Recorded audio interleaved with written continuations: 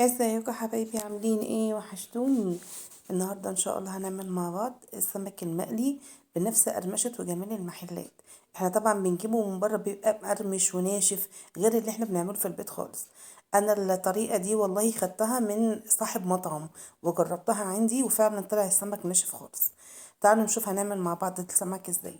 انا هنا جايبه السمك منضفاه وغسلاه تمام. جبت معلقتين توم كبار مفرومين وقرن فلفل اخضر مفروم تمام. هحط عليهم معلقه كمون كبيره كده محترمه، وكمان معلقه كزبره. هعصر عليهم ليمونه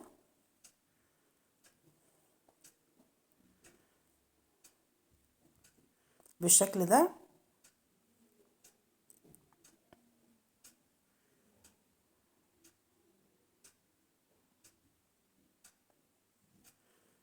وطبعا هحط كمان ملح.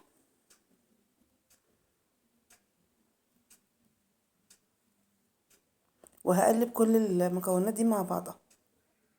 لو انت عندك هريسة شطة وحابة تحطي ماشي، عندك شطة حابة تحطي مفيش مشكلة، دي حاجة ترجع لذوقك.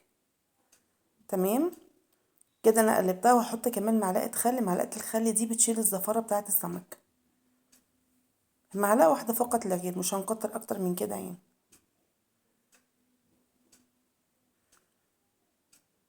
هبتدي بقى اتبل السمك.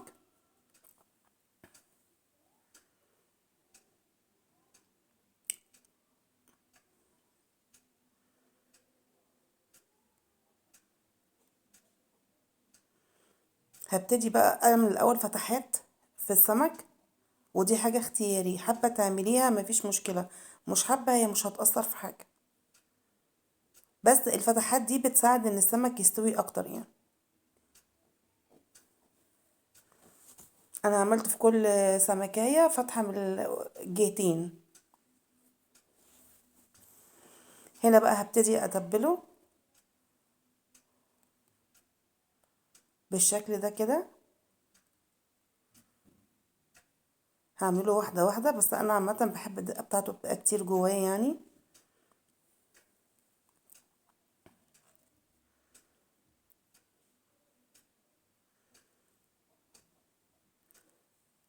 واحطه في السلسلة واحطه في الجناب كويس جدا. بفردهم قوي يعني عشان كل حتة في السمكية تتبل كويس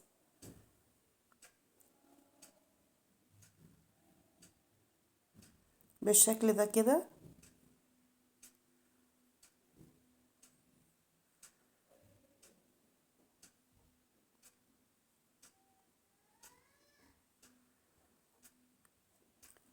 كده انا خلصت تتبيل السمك كله، وبحط برضو في الفتحات اللي انا عملتها. تمام كده السمك بالنسبة لي خلاص انا تبلته. هركنه في التتبيلة دي بقى حوالي نص ساعة او اكتر على حسب ما تحبي، مفيش مشكلة، بس هو كل ما بيقعد في التتبيلة بتاعته بيدي طعم اجمل. هنا انا جبت حبة دقيق تمام، حطيت عليهم كمون، حطيت عليهم كزبرة ناشفة، هحط عليهم كمان كركم. الكركم ده ما بيديش طعم، هو مجرد بس لون فقط لا غير، حاجات بسيطة مش كتير. تمام كده.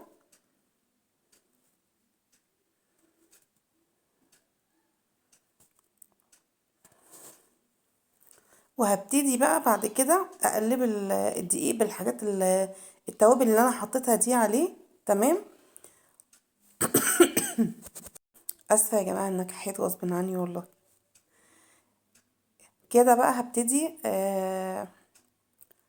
هبدر السمك، يعني حاجات خفيفه خالص، مش عايزه يبقى فيه دقيق كتير. طبعا لو عندك نشا حطي، انا في الوقت ده ما كانش موجود عندي نشا. لو عندك نشا حطي كمان حبه نشا بساط. انا هنا بدرت السمك، وكنت في مقطع انا مش لاقياه بصراحه، بس الخطوه اللي هتخلي السمك يطلع معانا مقرمش ان انا جبت طبق وحطيت فيه ميه ساقعه قوي، ودوبت فيه معلقتين دقيق تمام، ومعلقه هريسه شطه. خلاص. وبخلص تبديره السمك بالمنظر اللي انتوا شايفينه ده،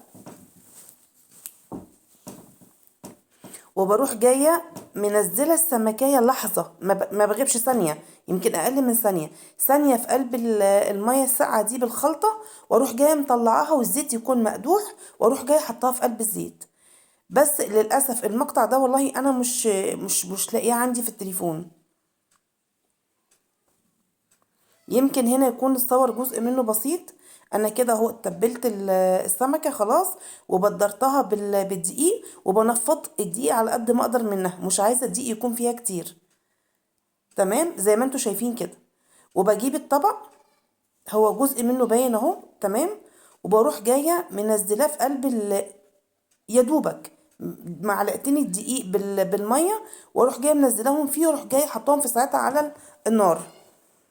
طبعا النار بتبقى متوسطة عشان السمك يستوى كويس،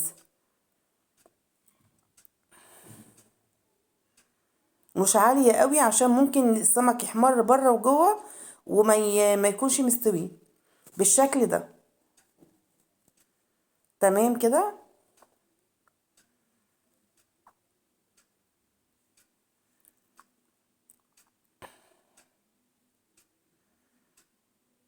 كده بقى خلاص بدأ يدي لون.